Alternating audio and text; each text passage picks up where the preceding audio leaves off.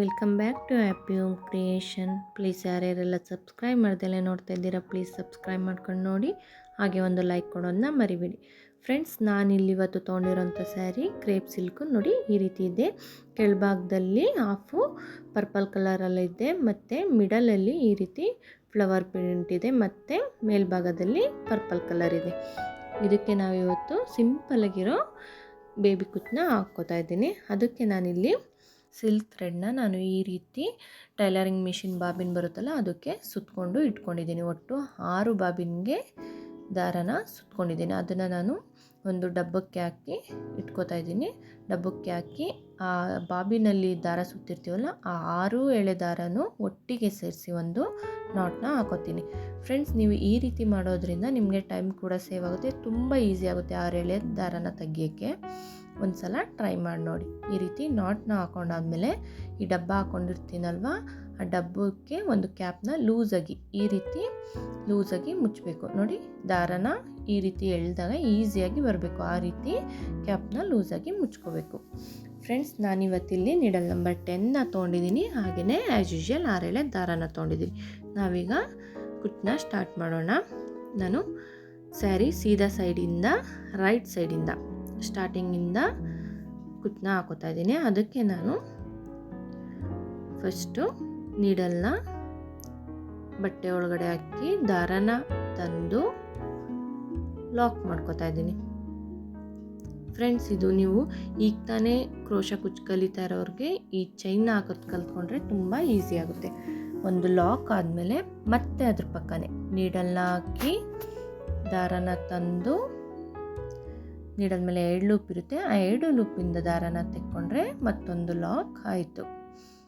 Lock ಆದಮೇಲೆ ಮತ್ತೆ 1 chain, 2 chain, 3 chain, 4 chain, 5 chain.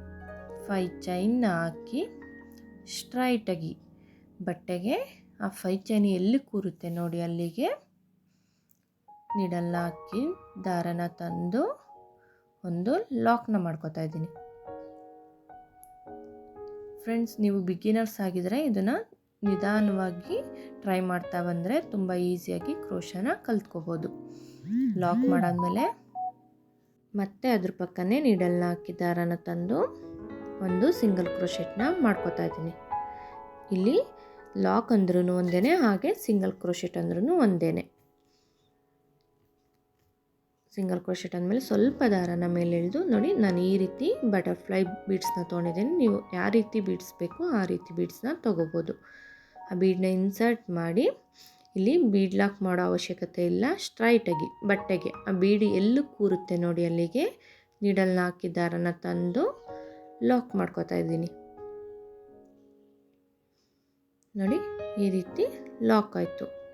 Lock ಆದಮೇಲೆ ಅದ್ರ ಪಕ್ಕನೇ ಮತ್ತೊಂದು ಸಿಂಗಲ್ ಕ್ರೋಶೆಟ್ನ ಮಾಡ್ಕೋತಾ ಇದ್ದೀನಿ.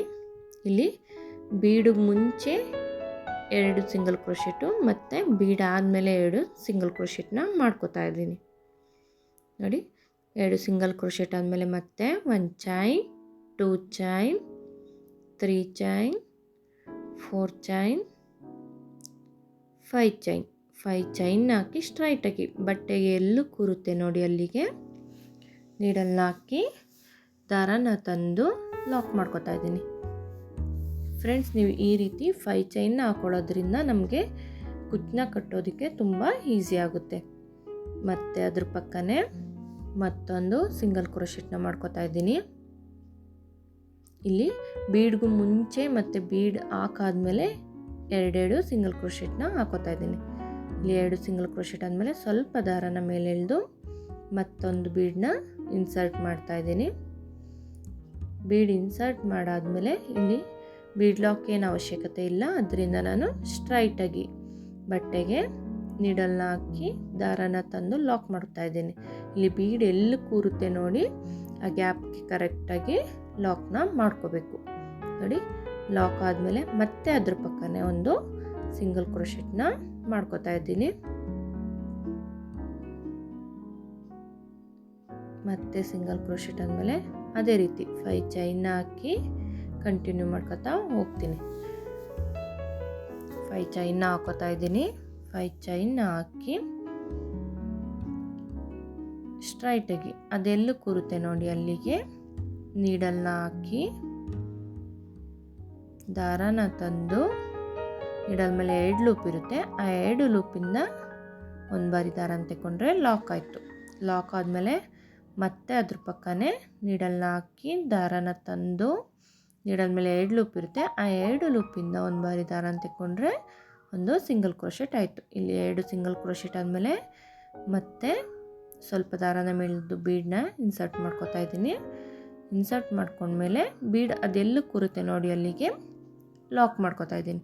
ಲಾಕ್ ಆದಮೇಲೆ ಅದ್ರ ಪಕ್ಕ ಒಂದು ಸಿಂಗಲ್ ಕ್ರೋಶೆಟ್ನ ಹಾಕಿ ಮತ್ತೆ 5 ಚೈನ್ನ ಹಾಕಿ ಮತ್ತೆ 5 ಚೈನ್ನ ಲಾಕ್ ಮಾಡಿ ಅದ್ರ ಪಕ್ಕ ಮತ್ತೊಂದು ಸಿಂಗಲ್ ಕ್ರೋಶೆಟ್ನ ಹಾಕಿ ಕಂಟಿನ್ಯೂ ಮಾಡ್ತಾ ಹೋಗಬೇಕು. ನಾನಿಲ್ಲಿ ಫುಲ್ ಸ್ಯಾರಿ ಹಾಕಿ ತೋರಿಸ್ತೀನಿ ಯಾವ ರೀತಿ ಕಾಣಿಸುತ್ತೆ ಅಂತ. ಹಾಕಾದ್ಮೇಲೆ ಕುಚ್ಚನ್ನ ಹೇಗೆ ಕಟ್ಟೋದು ಅಂತ ತೋರಿಸ್ತೀನಿ ನೋಡಿ. ಅದಕ್ಕೆ ನಾನು 150 ದಾರನ ಸುತ್ಕೋಬೇಕು. ಅದಕ್ಕೆ ನಾನು ಈ ರೀತಿ ಚಾಪಿಂಗ್ ಬೋರ್ಡ್ನ ತೊಗೊಂಡಿದ್ದೀನಿ. ನೀವು ಬೇಕು ಅಂದರೆ ಎಕ್ಸಾಮ್ ಪ್ಯಾಡ್ ಕೂಡ ತೊಗೋಬೋದು.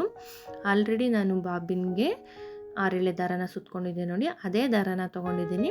ಅದೇ ದಾರನ ಒಟ್ಟಿಗೆ 6 ಎಳೆನೂ ಒಟ್ಟಿಗೆ ಇಟ್ಕೋತಾ ಇದ್ದೀನಿ. ನೀವು ಈ ರೀತಿ 6 ದಾರನ ಸುತ್ತೋದ್ರಿಂದ ಬೇಗ ಮುಗಿಯುತ್ತೆ. ಒಂದು ದಾರನ ಸುತ್ತೋದ್ಕಿಂತ ಈ ರೀತಿ 6 ದಾರನ 6, 12 ಈ ರೀತಿ ಕೌಂಟ್ ಮಾಡಿಕೊಂಡು ನೀವು 150 ದಾರನ ಸುತ್ಕೋತಾ ಹೋದರೆ ತುಂಬ ಈಸಿ ಆಗುತ್ತೆ. ನೀವು ಒಂದೊಂದು ಸುತ್ತೋದ್ಕಿಂತ ಇದು ತುಂಬ ಈಸಿ. ನಾನು ಈ ರೀತಿ ಸುತ್ಕೋತಾ ಇದ್ದೀನಿ.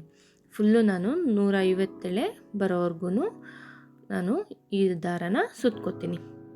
ಇದು ಸುತ್ಕೊಂಡಾದಮೇಲೆ ನಾನು ನೋಡಿ ಈ ರೀತಿ ಇಲ್ಲಿ 150 ಸ್ಟ್ಯಾಂಜ ದಾರ ಆಯಿತು, ಅದನ್ನು ಕಟ್ ಮಾಡ್ಕೋತಾ ಇದ್ದೀನಿ. ಈ ರೀತಿ ಒಟ್ಟಿಗೆ ಕಟ್ ಮಾಡಿಕೊಂಡು ಅದಕ್ಕೆ ಸ್ವಲ್ಪ ಗ್ಲೂ ಹಾಕಿ ಸ್ಟಿಕ್ ಮಾಡ್ಕೋತೀನಿ.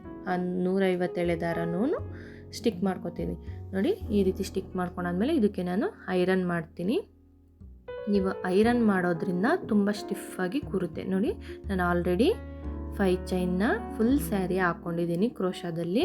ಅದಕ್ಕೆ ನಾವೀಗ ಕುಚ್ಚನ್ನ ಕಟ್ಕೊಳ್ಳೋಣ ನೋಡಿ. ನಾನಿಲ್ಲಿ 2 ಕಲರ್ನ 150 ದಾರನ ಸುತ್ತಿ ಐರನ್ ಮಾಡಿ ಇಟ್ಕೊಂಡಿದ್ದೀನಿ. ಅದಕ್ಕೆ ನಾನಿಲ್ಲಿ ನೋಡಿ 5 ಚೈನ್ ಗ್ಯಾಪ್ ಇರುತ್ತೆ ನೋಡಿ, ಅಲ್ಲಿ ಗ್ಲೂ ಯಾವ ಸೈಡ್ಗೆ ಹಾಕ್ಕೊಂಡಿರ್ತೀವಿ ಆ ಸೈಡಿಂದ ಕೆಳಭಾಗದಿಂದ ಮೇಲ್ಭಾಗಕ್ಕೆ ದಾರನ ತೆಗೆದು ಈ 2 ಫೋಲ್ಡ್ ಮಾಡಿ ಇಟ್ಕೋತಾ ಇದ್ದೀನಿ.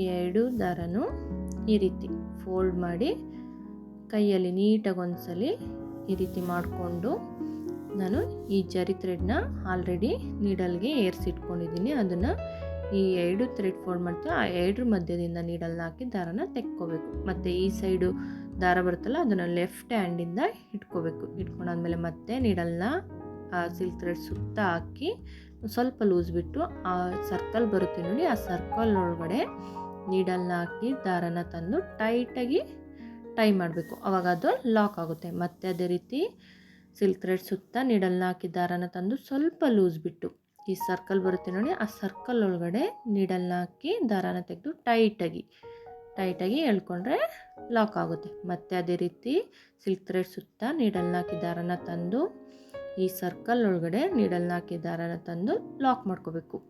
ಈ ರೀತಿ ಲಾಕ್ ಮಾಡ್ಕೊಂಡಾದ್ಮೇಲೆ ಈ ಸಿಲ್ಕ್ ಥ್ರೆಡ್ ಒಳಗಡೆಯಿಂದ ಮೇಲ್ಗಡೆಯಿಂದ ಕೆಳಮುಖವಾಗಿ ನೀಡಲ್ನ ಹಾಕಿ ದಾರನ ಎಳ್ಕೊಂಡ್ರೆ ನೀಟಾಗಿ ಕೂರುತ್ತೆ.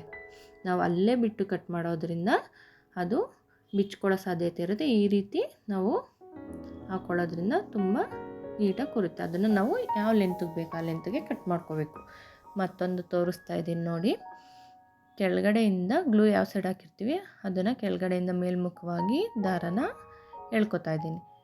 ಎಳ್ಕೊಂಡು ಈ 2 ದಾರನ ಫೋಲ್ಡ್ ಮಾಡ್ಕೊತಾ ಇದ್ದೀನಿ. ನಮಗೆ ಎಷ್ಟು ಲೆಂತ್ ಬೇಕು ನೋಡಿ ಅಷ್ಟು ಲೆಂತನ್ನ ಕೆಳಗಡೆ ಬಿಟ್ಕೊಂಡು ಫೋಲ್ಡ್ ಮಾಡ್ಕೊತಾ ಇದ್ದೀನಿ. ಫೋಲ್ಡ್ ಮಾಡ್ಕೊಂಡಾದ್ಮೇಲೆ ಇವು 2 ಮಿಡಲಿಂದ ನೀಡಲ್ನ ಹಾಕಿ ಜರಿ ಥ್ರೆಡ್ನ ತಂದು ಈ ದಾರ ಇರುತ್ತಲ್ಲ ಅದನ್ನು ಲೆಫ್ಟ್ ಹ್ಯಾಂಡಲ್ಲಿ ಇಟ್ಕೋಬೇಕು. ಮತ್ತು ಆ ಸಿಲ್ಕ್ ಥ್ರೆಡ್ ಸುತ್ತ ನೀಡಲ್ನ ಹಾಕಿ ದಾರನ ತಂದು ಸ್ವಲ್ಪ ಲೂಸ್ ಬಿಟ್ಟು ಸರ್ಕಲ್ ಬರುತ್ತೆ ನೋಡಿ, ಆ ಸರ್ಕಲ್ ಒಳಗಡೆ ನೀಡಲ್ನ ಹಾಕಿ ದಾರನ ತಂದು ಲಾಕ್ ಮಾಡಿಕೊಂಡೆ.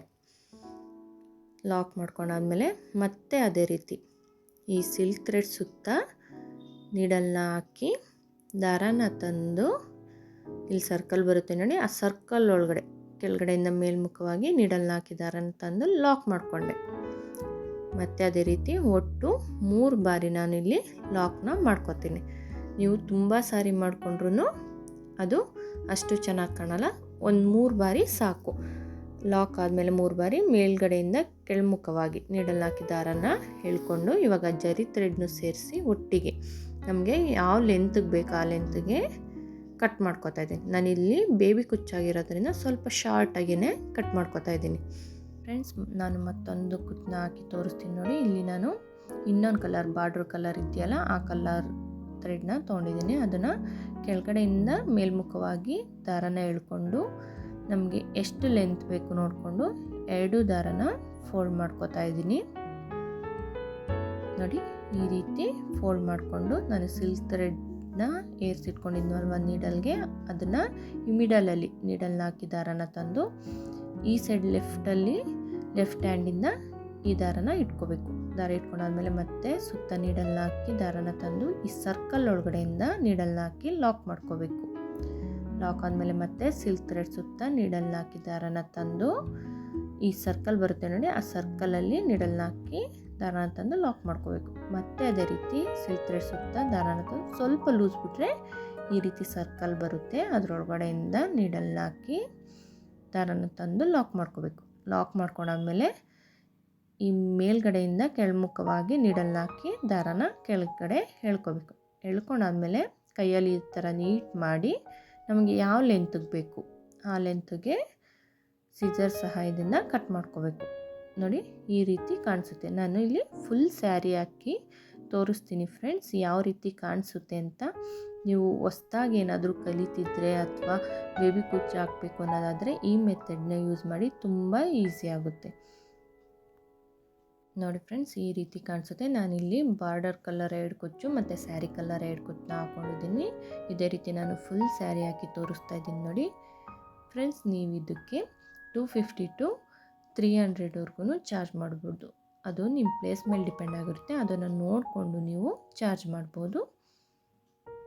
ಪ್ಲೀಸ್ ಇಷ್ಟ ಆಗಿದ್ದರೆ ಒಂದು ಲೈಕ್ ಕೊಡೋದನ್ನ ಮರಿಬೇಡಿ. Thank you for watching.